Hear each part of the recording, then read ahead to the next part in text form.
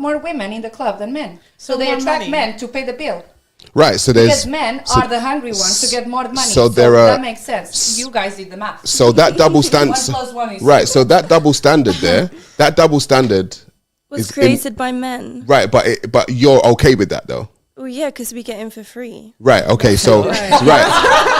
Want more. Players on the U.S. women's national soccer team say they're being discriminated against because they make less than members of the men's team. Possibly be. If we win a match, we get $1,300. The men, they get around $17,000. Whoa. If the men's team loses, they make $5,000. 5 G's if you lose. Could you imagine having that much money? Can't really imagine it because we don't get paid anything. 99% of bricklayers are men. Is that a problem? Well, nobody ever points it out. Like, all you have to do is go on the U.S. Department of Labor website and you can look at occupation ranked by gender.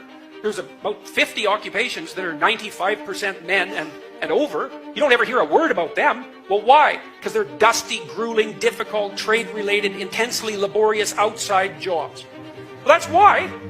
So, and why aren't we struggling for equality, gender equality among bricklayers? By force, let's say. From here on in, it's by fiat, man. 50% of women, they want to be nurses. No damn way.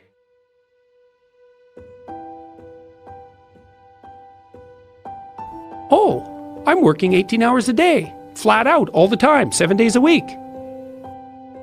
My husband makes a fair bit of money. If I made half as much money as I made, we'd still have plenty of money. Why am I working 18 hours a day? Additional money doesn't improve your quality of life. Other things do. But the law firms lose all their women in the 30s. They all bail out at partner level. Good. Well, there's a tiny percentage of men who are hyper competitive along those single axis of competition. And maybe they drive most things. They probably do. But that doesn't make them right. It also doesn't make them most people.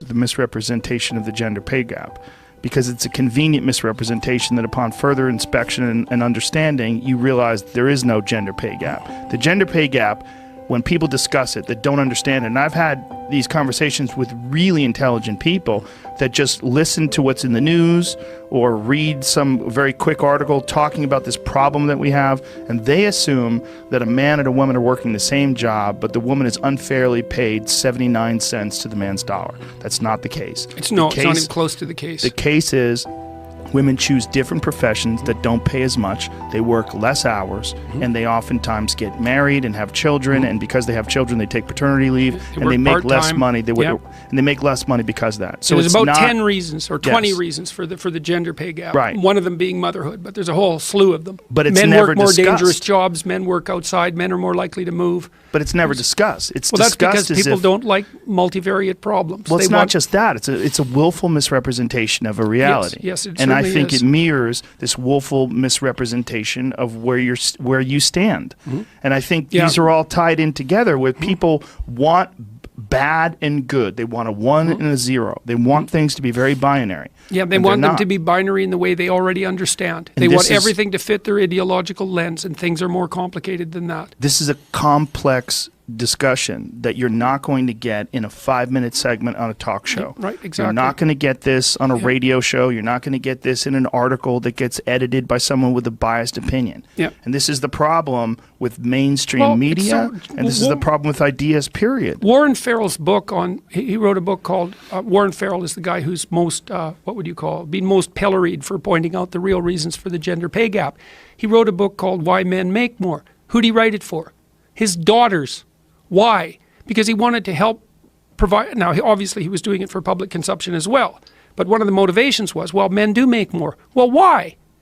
And if women want to make more, well, could they learn from the men who make more how to make more? And the answer is yes. The question is whether or not they'll do it. And the probable answer is most women won't, because how much you make isn't the only hallmark of success in your life. You know, it's like, it's one measure, and it might be a measure that really competitive men compete for, and they do, and that's partly to provide access to increased mating opportunities, because that's built into the structure, something we never talk about either, although we could.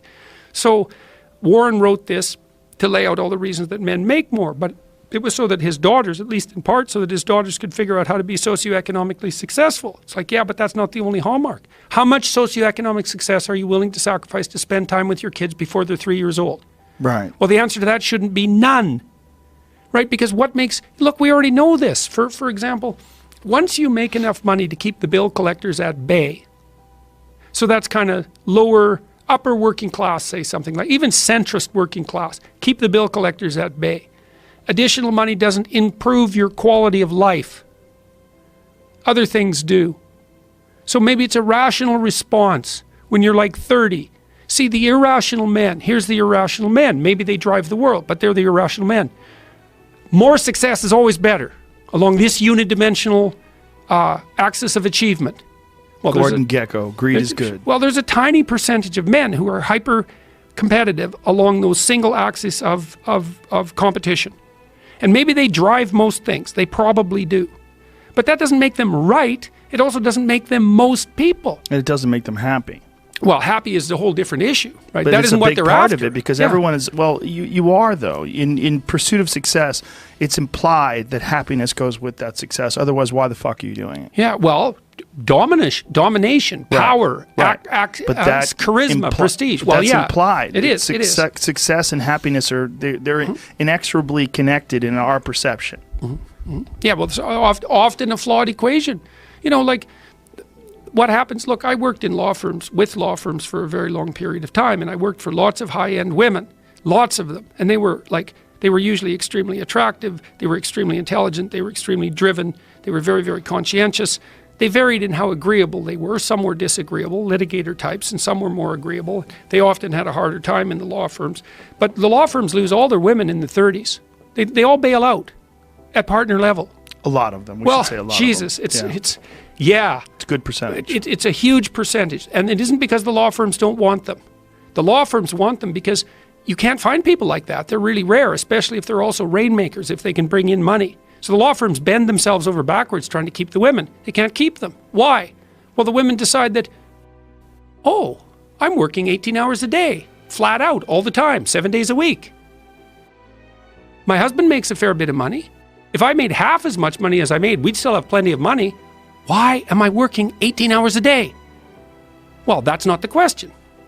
The question is, why would anyone work 18 hours a day? That's the mystery. And the answer is, a small minority of men are driven to do that. And so they'll do that. No matter where you put these guys, that's what they do. Yes. Okay, but does that mean it's correct? I think there's something wrong with these women. They hit 30, they've hit partner, they've hit the pinnacle. I mean, they could keep going if they wanted to, but they've accomplished their goal. They've definitely shown, man, they're bloody well in the game. And they wake up at 30 and they think, oh, wait a minute. I want to have a relationship, and also I want to have some time to put into that. I'd like to have kids, and I'd actually like to see my kids.